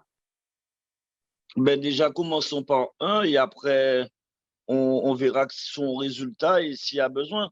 Mais je rappelle que c'est l'État. Donc, en gros, ce n'est pas une question de nombre. Déjà, c'est un concept qui est mis en place par l'État. L'État nous permet d'en avoir un financé. On profite de l'aubaine et de l'occasion. Ce n'est pas une histoire de nombre, c'est une histoire d'opportunité. Et si nous voyons que ce conseiller numérique apporte des résultats et qu'il a besoin de renforcer, on le fera. Mais je rappelle qu'avant, il n'y en avait pas. Et personne ne demandait à en avoir. Alors, donc, avant, il n'y en avait pas parce que ça n'existait pas. Et deuxièmement, c'est un dispositif j'avance avec le temps. Que je connais très bien. Que nous allons entrer dans une vraie vision de développement encore plus accrue avec ce conseil numérique, eh bien, on augmentera. Mais il ne faut pas non plus qu'on a des comptes à rester en équilibre. On a une opportunité d'avoir des fonds payés par l'État. On fonce dedans. Et après, on verra si, après retour sur expérience, est-ce que ça vaut la peine? Oui, alors, je peux parler? Vous avez la parole. Ah, d'accord. Oui, je disais que c'est un dispositif que je connais très bien parce que j'ai accompagné 3 associations qui ont obtenu chacune 3 conseillers numériques. Malheureusement, sur le Gosier, je n'ai pas pu avoir le contact avec la mairie pour pouvoir déployer ces conseillers numériques. Mais c'est vrai que c'est un dispositif qui est entièrement financé en grande partie, en tout cas, financé par l'État. Et c'est vrai qu'un conseiller numérique, je trouve que pour 4 communes, c'est très peu. Je pense que la communauté d'agglo, en concertation avec les mairies, aurait pu faire effectivement un dispositif beaucoup plus large pour obtenir. Après, bon, comme vous dites, hein, oui, pourquoi pas, un test avec un seul, et puis on verra. De toute façon, ça ne peut être que bénéfice, donc le risque, il n'est pas grand. Hein. Oui, alors par contre, moi, je n'ai pas reçu de proposition de votre part pour un conseiller numérique au Gosier. Alors, si vous avez un courrier, à moins que c'était l'autre mandature du temps de M. Dupont, mais pas sous ma mandature. Bien, est-ce que j'ai une question à poser, Monsieur le Président? Vous avez la parole. Donc, je trouve que c'est une très, très bonne chose. Hein, donc, pas de souci, pas de paranoïa aiguë, Monsieur le Président. Ce que je voulais poser comme question, c'est est-ce que ce conseiller numérique, c'est plutôt interne à l'administration, les services qu'il faut rendre, ou est-ce que c'est en lien avec les administrés sur des installations, des services pour les administrés? C'est juste par curiosité pour voir un petit peu son… Pour les Alors, administrés. c'est pour les administrés. Le conseiller numérique a vocation à accompagner les administrés justement dans notre transformation numérique justement et les accompagner sur toutes nos procédures, que ce soit de démarches administratives ou autres, Voilà. d'un point de vue numérique. Ce n'est pas à destination de l'administration, mais plutôt à destination des administrés. Oui, d'accord, parce que ça aurait pu. Non, non, très bien, très bien. Et non, non, très bien, je trouve ça super, pas de souci. Et la deuxième chose, c'est que sur la question des points de connexion, que ce soit le Wi-Fi, donc ça a été retiré du PPI pour cette mandature, pour ce début de mandature. Est-ce que ça ne pourrait pas être mis à l'ordre du jour, puisqu'on a quand même pas mal d'administrés ou de touristes ou de visiteurs qui ont besoin de ces connexions et pour accéder à des services, pas pour aller regarder le match de l'équipe de France, par exemple. Est-ce que ça pourrait être réenvisagé ou en tout cas questionné, étudié, enquêté parce que je pense que ça fait grandement défaut. Voilà, je pense que là, ça fait grandement défaut à nos administrés et aux visiteurs qui, je l'espère, reviendront bientôt. Donc, c'était un petit peu aussi à ce sujet. C'est vrai que le projet Rivière 3.0 a été abandonné, mais on a un autre projet qui est inscrit au PPI qui s'appelle Plateforme numérique, dont on doit définir les contours. Mais au-delà de ça, les bornes Wi-Fi n'ont pas été abandonnées. Je ne sais pas si Mme Achille est connectée, elle pourra confirmer. Et on devait voir avec la région pour qu'elle puisse nous financer ces différentes bornes Wi-Fi sur le territoire de la CARL. Oui, oui. Alors que ce soit la région qui finance, ce n'est pas illogique, hein, puisque c'est dans sa compétence, hein, le numérique. Mais c'est vrai que les réactiver, les réparer ou accélérer, est-ce qu'on pourrait accélérer le financement, les demandes de financement? Voilà, travailler sur ce point en tout cas, parce que c'est un véritable besoin pour le territoire de la CARL, et pour ses habitants et pour ses visiteurs. On relancera la région à ce sujet, il n'y a pas de souci, mais c'est vrai que c'est un projet qu'on n'a pas abandonné pour le coup. Ok, merci beaucoup.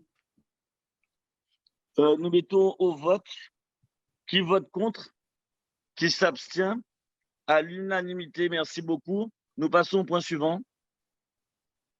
Alors, le point 11, approbation de la revoyure du contrat de convergence et de transformation de la Guadeloupe. Donc, je laisse la parole à Mme Achille. Madame Achille, vous avez la parole.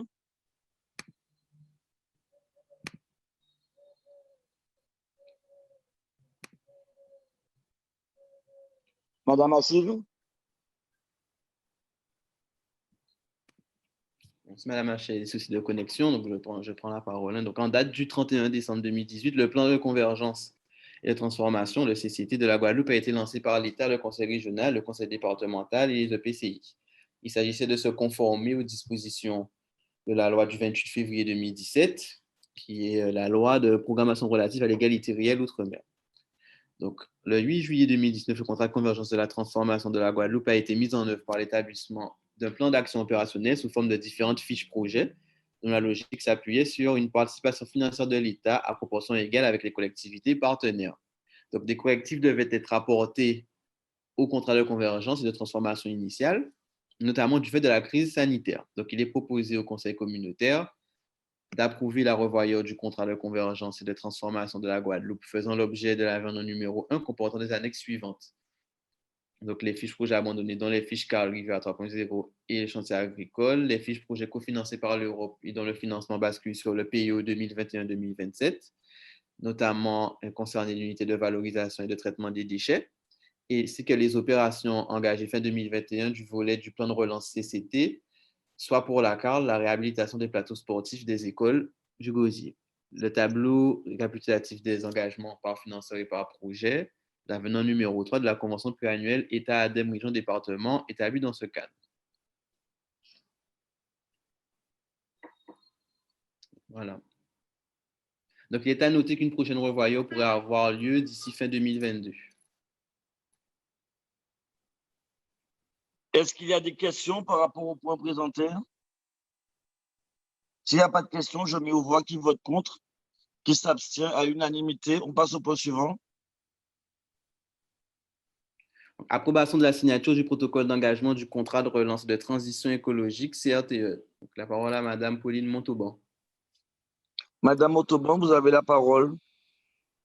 Bonjour à tous, bonjour à l'ensemble des élus communautaires. Alors la CARL et donc le président de la CARL a choisi d'élaborer et donc de signer avec l'État le contrat de relance et de transition écologique.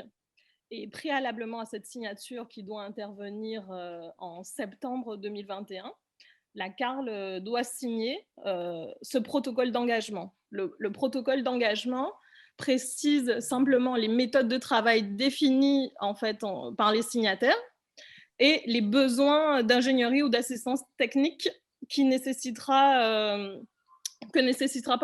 la préparation du CRTE et sa mise en œuvre. Donc la CARL a identifié 3 besoins prioritaires. C'est la construction participative du projet de territoire, donc c'est-à-dire l'appui dans cette construction participative, l'accompagnement au pilotage et la mise en œuvre du projet, et enfin le financement d'un poste de chef de projet du futur CRTE à raison de 20% à la charge de la CARL et 80% à la charge de l'Agence nationale des territoires, la NCT.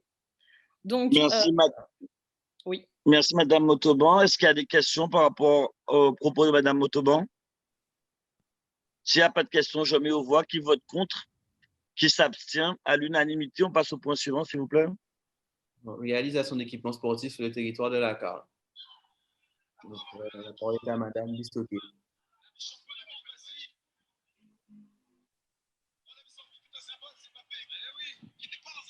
Allô? Allô? Il faut continuer. Qui est-ce qui prend la parole? Alors, dans le cadre de la mise en œuvre de sa politique sportive en faveur de la cohésion sociale de la jeunesse, le Conseil communautaire de la CARL a inscrit comme intérêt communautaire la compétence optionnelle construction, aménagement, entretien et gestion des équipements culturels et sportifs, singulièrement la construction d'équipements nouveaux répondant à un montant d'investissement supérieur à 1 million d'euros. En effet, face au constat partagé que l'ensemble des parties prenantes du sport local sur le déficit structurel en infrastructure sportive sur le territoire intercommunautaire, la CARL a choisi de mettre à profit cette compétence comme véritable levier de développement, de dynamisation du territoire, de structuration de son tissu associatif et sportif. Donc, afin de concrétiser cette volonté de pallier cette problématique, la CARL a décidé d'inscrire au programme pluriannuel des investissements l'opération 306, création et aménagement d'équipements sportifs d'intérêt communautaire pour un coût global de 10 millions d'euros. Donc, bien entendu, la CARL sollicitera le concours des différents partenaires financiers susceptibles de l'accompagner sur la mise en œuvre de ce projet. Par ailleurs, le 25 mai 2021, les élus de la commission mixte aménagement de l'espace communautaire, infrastructure et mobilité, ainsi que ceux de la commission sport, culture et loisirs ont émis un avis favorable à la mise en œuvre de ce projet. D'accord. Est-ce qu'il y a des questions, chers collègues, par rapport à ce point? Alors, moi, j'ai deux questions. Oui, je vous écoute, Madame. Excusez-moi, Monsieur le Président, mais en tant qu'élu, j'essaye de préparer les conseils autant que je peux dans mes petites compétences. Alors, c'est très bien, c'est très bien. Non, mais je ne vous demande pas d'approbation. J'en ai pas besoin, Monsieur le Président. J'en suis convaincue. Alors, je ne sais pas qui vient de faire. Monsieur Lopez, vous venez de dire quelque chose? Madame Hugues, continuez, s'il vous plaît. Ah, je croyais que le directeur de cabinet avait pris la parole. Excusez-moi. Donc, alors, la première chose, c'est comment va s'organiser un petit peu, voilà, comment va s'organiser le choix? Est-ce que il y a un comité de pilotage de la CARL qui implique les 4 communes, ou est-ce que c'est les 4 communes qui individuellement doivent faire remonter des Oui, c'est projets? les 4 communes. Lors de la réunion des maires, avec Christian, avec Bernard et Loïc, c'est comme pour les 4 projets phares de chaque commune. Et Christian l'a dit, hein, notamment pour le problème de l'eau. Et je pense que c'est un peu ça qu'on a toujours voulu mettre en place, les 4 maires. C'est que sur le territoire de chacun, c'est le maire qui décide. Et donc, lorsque nous avons voté pour les projets sportifs et culturels, on a descendu de 5 millions à 1 million. J'ai proposé à Christian de me donner des projets qu'il a envie de mettre en place, à Bernard et à Loïc. Donc D'accord. aujourd'hui, Alors, je vais quand même finir ma question parce que du coup, votre oui, réponse, elle n'est pas je vous laisse appropriée. terminer, je vous laisse La terminer. question n'était pas terminée. Voilà. Donc sur la procédure, alors, conférence des maires qui a eu lieu en décembre, donc je suppose qu'il y en a une qui est prévue ce mois-ci, hein, puisqu'à minima, c'est 2 par an, mais enfin, on peut en faire 10 si on a vraiment envie de collaborer. Je vous le rappelais juste, hein, que la conférence des maires devrait se tenir bientôt. Alors non, ce qui se passe, c'est que justement, il y a 2 visions de la CARL et des fois, je suis un petit peu embêtée avec cette vision communale. Si on a la vision d'un EPCI communal, ça veut dire que Saint-François va faire un projet, Désirade un projet, Sainte-Anne un projet, c'est normal, hein. Puis on va répartir grosso modo ces financements. Mais le problème, c'est qu'il faudra avoir une vision commune. Je donne un exemple idiot. Chaque commune n'aura pas sa piscine. Donc, si chacun veut une piscine, chaque commune, ce serait idiot que chaque commune ait une piscine. Alors, moi, ce que je propose, à vous de décider, Monsieur le Président, de la CARD et vice-président du SIAG aussi, d'ailleurs, ou premier vice-président. Donc, Monsieur le Président, est-ce qu'il ne serait pas mieux de changer de modalité et de travailler plutôt à un comité de pilotage, évidemment avec les 4 communes, afin que les projets soient cohérents et qu'une infrastructure mise à Sainte-Anne puisse servir et soit à tous les habitants de la CARL, y compris pour Gosier, y compris pour Saint-François, avec quelques spécificités, bien sûr, à Désirade, donc travailler aussi là-dessus. Et que ce ne soit pas la juxtaposition de 4 projets, de 4 demandes et qu'il n'y ait pas de cohérence, puisque là où effectivement je m'inscris des fois en faux avec votre vision de la CARL, ce n'est pas l'addition de 4 communes, c'est aussi des projets communs.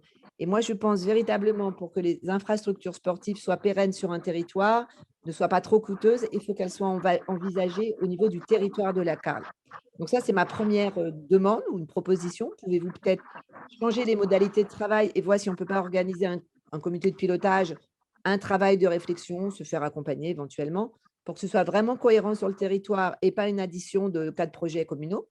Et la deuxième chose aussi, c'est que des rapports assez récents d'ailleurs, je crois même que ça fait un rapport parlementaire, je ne me souviens plus exactement qui le portait, a constaté qu'il y avait vraiment une très grosse inégalité femmes-hommes ou filles-garçons pour les plus jeunes, puisque la majorité des infrastructures sportives construites répondent souvent à des sports dits masculins.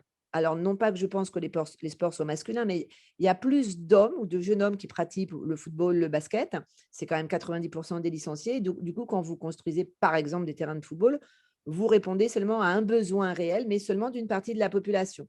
Donc, essayez aussi d'étudier ce projet et de la gestion de ces financements de ces 10 millions d'euros par le prisme de l'égalité filles-garçons et donc sa commission qui existe à l'intérieur de la CARL, afin qu'on ait une réponse un peu plus égalitaire en matière de pratiques sportives et que ce ne soit pas majoritairement des financements qui iront à des sports ou des activités sportives pratiquées par les garçons et très peu par les filles, en souhaitant qu'à terme, tout le monde puisse pratiquer évidemment n'importe quel sport, indépendamment qu'il soit une fille ou un garçon. Donc voilà un petit peu mes 2 demandes. Madame, je vous remercie pour votre intervention à double titre.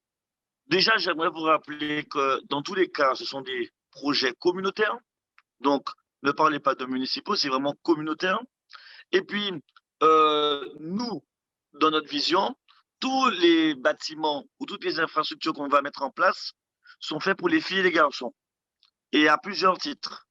Et je pense qu'il ne faut pas limiter le football, le basket, le handball, le curling, bâton. Il y a des multiples manières. Je pense que tout ce qu'on fera, c'est de l'omnisport. Et dans l'omnisport, il y a filles et garçons. Donc, je ne pense pas que ça soit non plus un procédé ou quelque chose qui pourrait nous empêcher d'avancer. Et je reprends ce que Christian Baptiste a dit tout à l'heure. Le maire est le mieux placé pour savoir les besoins de sa commune. Le maire a fait un programme électoral pour dire voilà ce que j'allais mettre en place.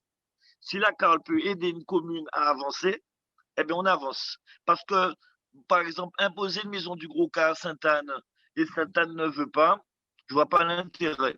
Aujourd'hui, nous, on a ce qu'on appelle la réunion des 4 maires, même si je sais que vous n'aimez pas trop que ces réunions que vous considérez un peu trop inclusives, mais elles existent. Absolument, absolument. Je l'ai dénoncé avant d'ailleurs. Voilà, tous les trimestres, il y a une réunion des 4 maires. Le maire représente sa majorité et je pense qu'il se réunit avec sa majorité régulièrement, comme moi, je me réunis régulièrement avec ma majorité. Mais il n'y a pas eu de réunion là ce trimestre. Il y a des volontés de majorité. On constate sur le terrain de notre commune qu'il y a un besoin. À moi, en tant que président de la CAL, d'aider Loïc Tonton et sa majorité à mettre des bâtiments communautaires selon les besoins de Désirade à Saint-François avec la majorité. Et je remercie encore Monsieur Richard Albert et Monsieur Solvay qui animent la commission culture et sport de la CAL et qui font un travail formidable.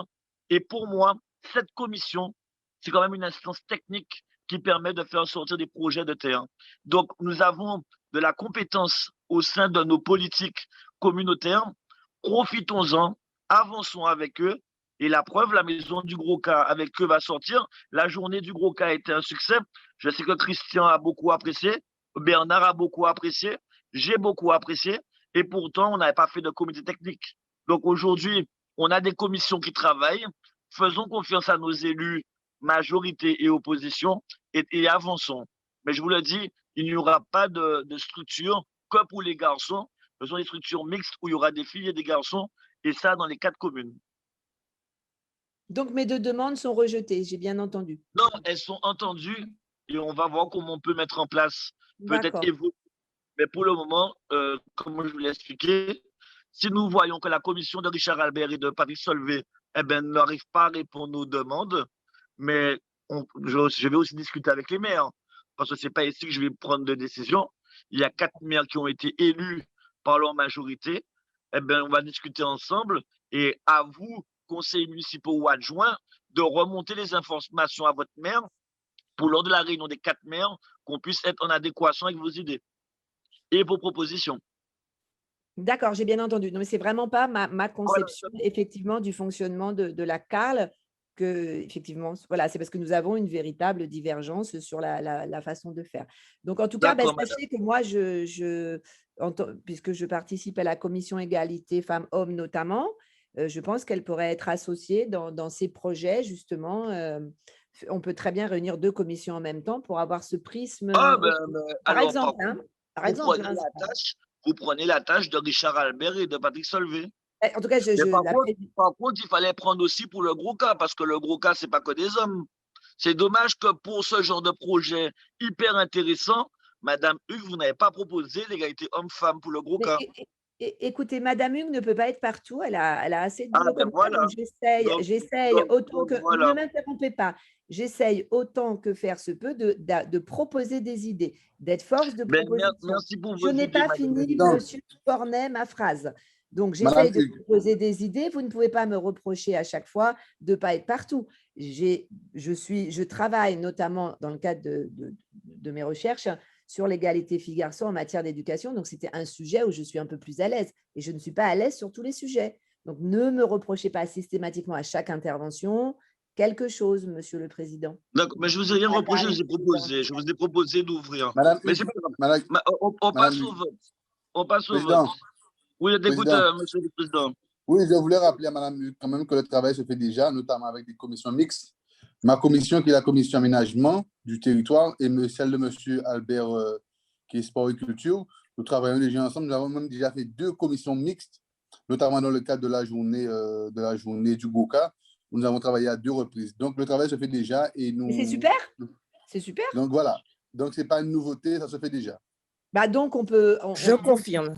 Donc, on peut accepter que la commission égalité femmes-hommes puisse travailler de façon mixte avec la commission… Mais je vous l'ai dit, oui, madame. Je vous ai dit, prenez la tâche. Si vous êtes dans cette commission, prenez la tâche de Richard Albert. Je l'ai dit, c'est bon là, c'est dit.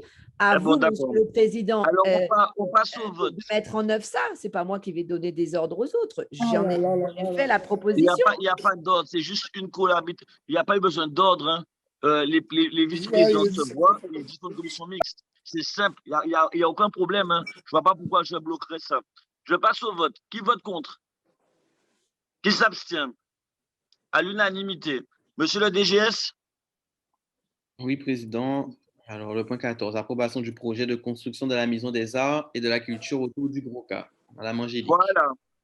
Donc, en gros, pareil, super projet qu'on appuie avec Christian Baptiste et Louis Tonton et Bernard Pancré, puisque ça fait partie des 4 grands projets de la CARL, c'est-à-dire le guichet unique de Pliane, la Maison du Gros-Cas à Sainte-Anne, le centre d'agro-transformation marché à Saint-François et à Désirade, la maison sanitaire, docteur, vétérinaire, dentiste, et bien sûr aussi accompagné de l'usine de dessalement. Voilà, répartir les 4 grands projets que nous portons sur le territoire de la CARL. C'est ce qu'on avait promis lors des élections communautaires. Alors, qui prend la parole, monsieur de DGS? Qui présente? Madame Angélique. Madame Angélique, vous avez la parole. Oui, bonsoir, élus communautaires. Bonsoir, monsieur le président. Donc, effectivement, vous m'entendez, c'est bon? Oui. Oui. OK. Il s'agit effectivement d'approuver le lancement du projet de maison des arts et de la culture tournée autour du Gros-Cas. Effectivement, en lien avec la structure des acteurs culturels du territoire de la CARL et plus particulièrement de la ville de Sainte-Anne, ce projet visait à s'inscrire dans la démocratisation et la valorisation de l'accès de ce pan du patrimoine immatériel. Donc, nous avons pu déjà réunir un premier comité de pilotage le 14 mai avec l'ensemble des maires et des élus concernés pour faire le point sur les différents objectifs du projet. Le mercredi 30 qui arrive, nous avons une réunion avec les acteurs culturels du territoire de la CARL afin de faire le point sur les orientations. Et la prochaine étape qu'on espère rapide sera le lancement des études de programmation afin de vraiment définir les contours spécifiques du projet et affiner le budget qui vous sera sans doute représenté ultérieurement en lien avec les différentes possibilités de financement complémentaires. Donc, je ne sais pas si je vais plus en détail en rappel des objectifs, Monsieur le Président. Sinon... D'accord, je vous remercie. Est-ce qu'il y a des questions, chers collègues? S'il n'y a pas de questions, on passe au vote. Qui vote contre? Qui s'abstient? À l'unanimité. Monsieur le DGS? Alors, le point 15, réalisation du guichet unique. La parole est à Madame Jacobi-Cohen. Merci, Monsieur le DGS. Merci, Président. Bonjour, Mesdames et Messieurs les élus. Donc, dans le cadre de son plan pluriannuel d'investissement, la CARL, la communauté d'agglomération de la Rivière du Levant, a acté la création de guichets uniques sur le territoire communautaire. C'est un espace qui constitue l'interface de l'usager dans sa relation avec les services publics, lui permettant de faciliter ses démarches administratives. La mise en place de cet espace public de proximité permet de prendre en compte le contexte économique et social des habitants hors zone centre en créant du lien social. Ce projet sera conceptualisé sur 3 niveaux. Un niveau dédié aux associations, un niveau à vocation identique aux maisons France Service, avec la présence de différents services de l'État qui pourront tenir des permanences entre services de la ville et partenaires institutionnels. Et un niveau dédié à la CARL avec un espace de coworking, espace d'échange de savoir, une salle polyvalente avec une fabrique à initiative. Donc, le budget d'investissement de ce projet est estimé à 4 millions d'euros avec une prise en charge à hauteur de 37,5% par la CARL et 45% par la ville du Gosier, un cofinancement possible avec une dotation de soutien d'investissement local et du département. Ainsi, il est demandé au Conseil communautaire de délibérer sur le montant de l'enveloppe financière prévisionnelle affectée à cette opération et les éléments afférents au lancement de concours d'esquisse restreint de maîtrise d'œuvre avec remise de prestations de niveau esquisse plus. Merci. D'accord, merci beaucoup, Madame Jacobi-Cohen. Est-ce qu'il y a des questions? S'il n'y a pas de questions, je Oui, vais au vote. toujours, Valérie Hugues, Oui, madame, vous avez la parole. Alors, autant il y a des choses très intéressantes dans le PPI concernant particulièrement Désirade d'ailleurs, Sainte-Anne aussi avec cette maison du Gros Cas, autant je suis dubitative et même plutôt contre cette maison de service public. Pourquoi ? Globalement, les habitants de cette zone à Gosier ont sans doute besoin de services, mais je pense que c'est un projet communal, purement communal, et ça ne répond pas à l'intérêt communautaire. Effectivement, le premier et le deuxième étage seront à usage et quasi exclusif d'ailleurs des habitants proches de Gosier. Et comme on doit rapprocher les habitants des services, ni Désirade, ni Saint-François, ni une grande partie de Sainte-Anne et même des grands fonds Gosier pourront bénéficier de ces services, en profiter. En plus de ça, ces services rentrent en concurrence avec d'autres services existants. Il y a une entête départementale à Sainte-Anne, il y a la NPE, il y a la sécurité sociale qui vient de réouvrir très récemment, je crois, à Saint-François, mais je n'ai pas la précision. Peut-être que les collègues pourront l'apporter. Donc, pour deux raisons, je pense que ce projet n'est pas bon. Je l'avais déjà dit, c'est bien pour ça que j'avais voté contre, d'ailleurs, le PPI. Ce n'est pas globalement, mais il y a vraiment deux projets qui posent problème et celui-là en fait carrément partie.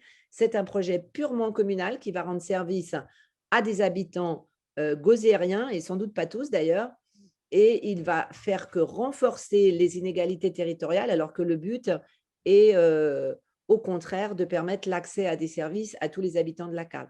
Donc, je pense que c'est un très mauvais projet. Je pense qu'il est extrêmement coûteux, en tout cas pour la ville de la Cale, même si elle n'en supporte pas la totalité, bien sûr. Elle est globalement coûteuse pour les administrés, pour ceux qui payent des impôts. Et je pense que ce projet devrait être vu, et notamment sur tout ce qui est l'accès au numérique et au contraire de délocalisation sur tout le territoire de la Cale, de mini-pôles qui puissent être très proches des administrés et que ces administrés puissent être accompagnés avec des agents de la Cale, afin de pouvoir effectuer leurs démarches et pouvoir accéder à leurs droits sociaux, en termes de travail, en termes de dossiers. Enfin, on sait que tout se fait par Internet maintenant. Donc, je pense que ce projet va satisfaire les gosiériens, mais en aucun cas ne peut rendre service à l'ensemble des 60 et quelques mille habitants de la Cale. Donc, je voterai contre. Maintenant, si je me trompe, vous pouvez m'apporter des explications, peut-être pour me faire changer d'avis. Vous avez déjà apporté des explications, mais je pense que vous n'entendez pas. Donc, je passe au vote. Qui vote contre? Qui s'abstient? Je vote contre. Hein? Yves Kikré vote contre. Alors, à la majorité, ça passe. Yves Kikré vote contre. Mais le DGS, personne n'a voté là encore. Il faut faire voter tout le monde. Mais notez comme vous votez contre. Notez. Yves Kikré vote contre. Vous notez. Mais notre majorité, on est majoritaire. Monsieur Téti-Marie, vous faites comme si, parce que vous dites ça, vous avez gagné. Monsieur le Président. Depuis le début, quand vous votez abstention, vous écrivez, et pour voter contre, vous écrivez. Par contre, ce que je remarque, quand c'est pour Sainte-Anne, vous ne votez pas contre. Hein. Quand c'est pour Saint-François, vous ne votez pas contre. C'est quand même bizarre. Je me demande qu'est-ce que vous avez contre un projet au Gosier, alors que depuis le départ, les 4 maires ont s'était entendus pour 4 grands projets dans les 4 grandes communes. Les 4 maires, c'est les 4 maires. Quand on a un conseil communautaire, l'ensemble des élus peut donner son avis. Je voterai contre un projet à Sainte-Anne. Et votez contre si ça vous chante. Faites des caprices si ça vous chante. Président, c'est pas grave. Président, c'est pas grave. Votez contre si ça vous chante. Mais j'ai argumenté. Nous avons la majorité. Nous passons. On passe au point suivant, monsieur. Voilà, ok. Donc, le point suivant. Alors, reconstruction et extension du complexe de tennis de la Ligue de tennis. Donc, la parole est à monsieur Michel-Antoine. Monsieur Michel-Antoine.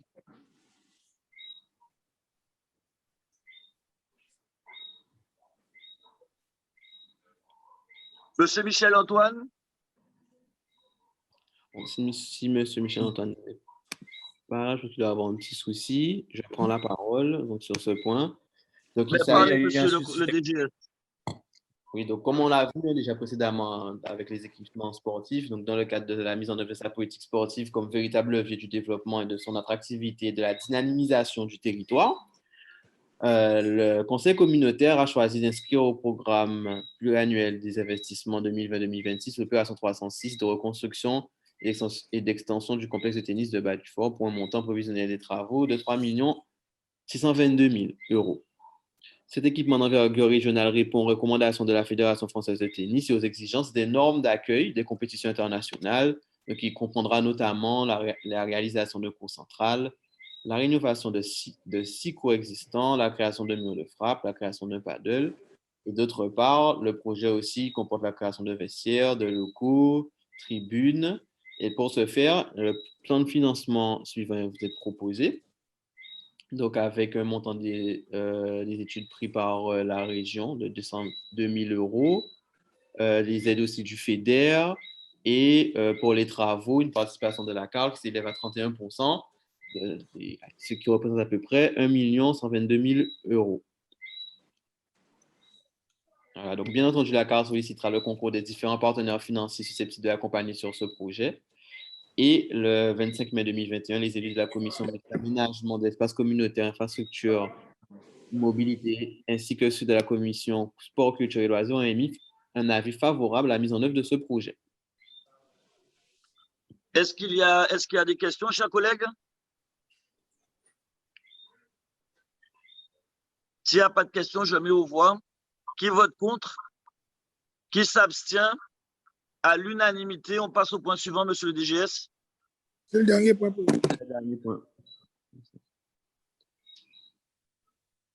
C'est terminé, Président.